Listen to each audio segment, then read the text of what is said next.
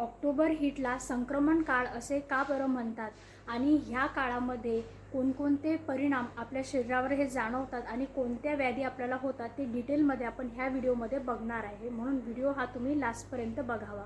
देशात नैऋत्य मोसमी वाऱ्याचा परतीचा प्रवास हा चालू झालेला आहे. सर्वत्र नवचैतन्य भरणाऱ्या पावसाळ्यानंतर आता ऑक्टोबर हीटला सुरुवात झालेली आहे आणि ह्याचमुळे रखरखते दिवसभर ऊन आणि कोंदट अशा वातावरणामुळे उन्हाळा चालू झाला आहे काय असं आपल्याला वाटत आहे. अवकाळी उच्च तापमान आणि कोंदट असं वातावरण आणि वातावरणामध्ये आर्द्रतेचं प्रमाण हे जास्त वाढलेलं आहे आणि त्यामुळेच ह्याला आपण ऑक्टोबर हीट असं म्हणत असतो. भारतासारख्या उष्णकटिबंध असलेल्या प्रदेशामध्ये म्हणजे देशामध्ये आणि असं वातावरण असणं हे आरोग्यासाठी धोकादायक मानलं जातं आणि ह्या ऑक्टोबर हीटमुळे आपल्याला वेगवेगळ्या आरोग्याच्या समस्या ह्या जाणवत असतात, जसं की डिहायड्रेशन, हेडॅक, डोकेदुखी, चक्कर येणे किंवा श्वासोश्वासाला त्रास होणे आणि त्याचबरोबर सनबर्नसुद्धा आपल्याला होऊ शकतं. तर आजचा आपला टॉपिक हा सनबर्नवर आहे. तर म्हणजे सनबर्न हे नेमकं आपल्याला कशामुळे होतं आणि ह्यापासून आपण कोणतं प्रिव्हेन्शन केलं पाहिजे हे डिटेलमध्ये आपण ह्या व्हिडिओमध्ये बघणार आहे.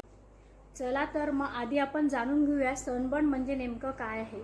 तर सनबर्न हे असं आहे की सूर्याच्या अतिनील किरणामुळे म्हणजे UV रेसमुळे आपण त्याच्या अति जास्त संपर्कात आल्यामुळे आपल्या त्वचेचा जो पृष्ठभाग आहे ह्याच्यावर आपल्याला लालसरपणा आणि काही पॅचेस आपल्याला किंवा जळजळ त्या ठिकाणी आपल्याला जाणवू शकते. तर ह्यालाच आपण सनबर्न असे म्हणत असतो. सनबर्नचे पहिले लक्षण म्हणजे तिथं खाजेसह आपल्याला एक लाली तयार होते आणि त्या प्रभावित झालेल्या भागामध्ये आपल्याला वेदना जाणवतात, अस्वस्थता जाणवते किंवा जळजळ आपल्याला त्या ठिकाणी जाणवते आणि कधीकधी बऱ्याच वेळा काय होत असतं की त्या ठिकाणी आपल्याला फोड येत असतो किंवा त्याला आपण ब्लिस्टर म्हणतो आणि त्या ब्लिस्टरमध्ये पाणी साचतं, द्रव पदार्थ साचतो आणि त्यामुळे तिथं एडिमा येतो आणि सुजल्यासारखं तो भाग आपल्याला जाणवतो आणि ह्याचबरोबर आपल्याला ताप येणे, उलटी, मळमळ, चक्कर येणे असे लक्षणसुद्धा आपल्याला सनबर्नमध्ये बघायला मिळू शकतात.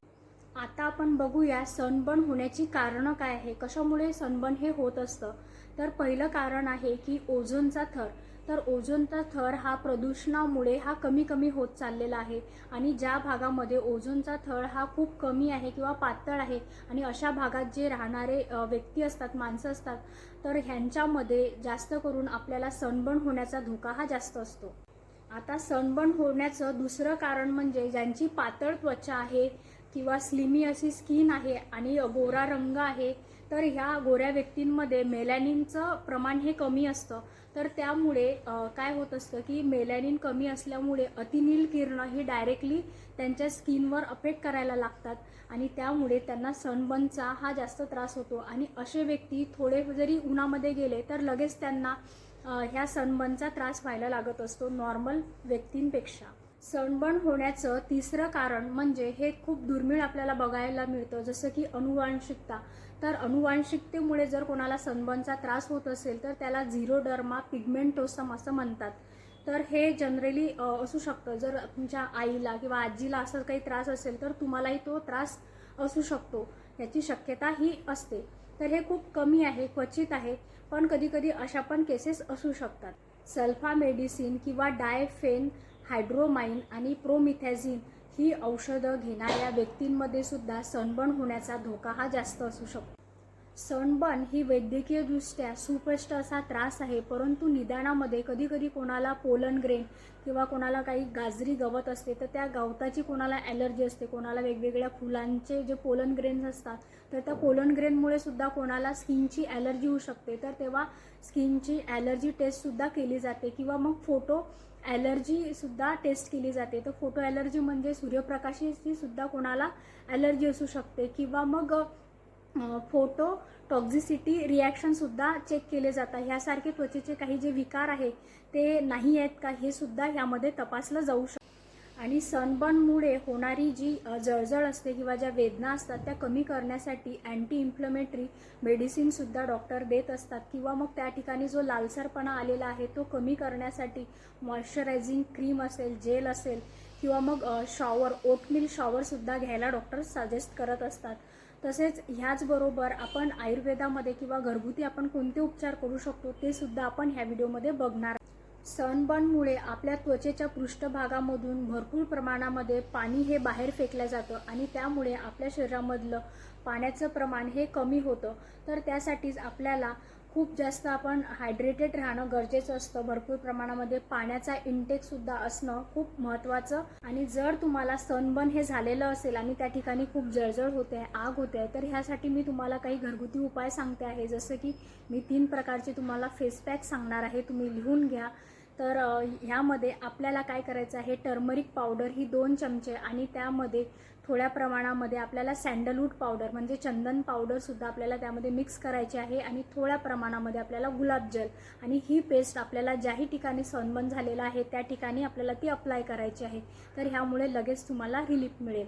आणि ज्या व्यक्तींना ह्या सनबर्नचा त्रास होतो तर अशा व्यक्तींनी आपल्याला सनस्क्रीन लोशन लावणं सुद्धा खूप महत्त्वाचं असतं. ज्यावेळेस आपण घराबाहेर जातो, उन्हामध्ये जातो, तर त्यावेळेस आपल्याला सनस्क्रीन लावणं सुद्धा गरजेचं असतं. तर तुम्ही फिक्स डर्माचं SPF 50 हे सुद्धा घेऊ शकता किंवा होममेड आपण सनस्क्रीन लोशनसुद्धा बनवू शकतो. जसं की आपल्याला 2 चमचे कच्चं दूध घ्यायचं आहे, थोडासा लेमन ज्यूस हा ॲड करायचा आहे आणि ते सुद्धा आपण आपल्या हाताला जरी लावलं आणि नंतर बाहेर जरी गेलं तरीसुद्धा आपलं प्रोटेक्शन UV रेजमुळे होऊ शकतं. सनबर्नचा ज्या व्यक्तींना त्रास होतो तर अशा व्यक्तींमध्ये उष्णता ही जास्त असते. तर ती उष्णता कमी करण्यासाठी, शरीरातली उष्णता कमी करण्यासाठी शीतली प्राणायामसुद्धा करू शकता.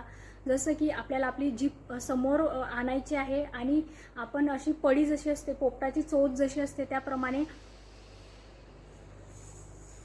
आणि ह्याप्रमाणे आपल्याला फक्त जिभेने श्वास हा आतमध्ये ओढायचा आहे. जर असा प्राणायाम जरी तुम्ही सकाळी फ्रेश हवेमध्ये केला तर ह्यामुळे सुद्धा तुमच्या शरीरामधली उष्णता कमी होऊन तुमच्या बॉडीचं टेम्परेचर हे व्यवस्थित मेंटेन होण्यासाठी मदत होते. आणि काही काही व्यक्तींना खूप शॉर्ट टेम्पर असतात, त्यांना पटकन राग येतो किंवा मग त्यांचा हायपर BP असेल पेशंटला, तर अशा व्यक्तींना सुद्धा हा शीतली प्राणायाम महत्त्वाचा आहे. तर सनबर्न असलेल्या व्यक्तींनी हा जो प्राणायाम मी सांगितला आहे हा रोज नित्यनेमाने केला पाहिजे.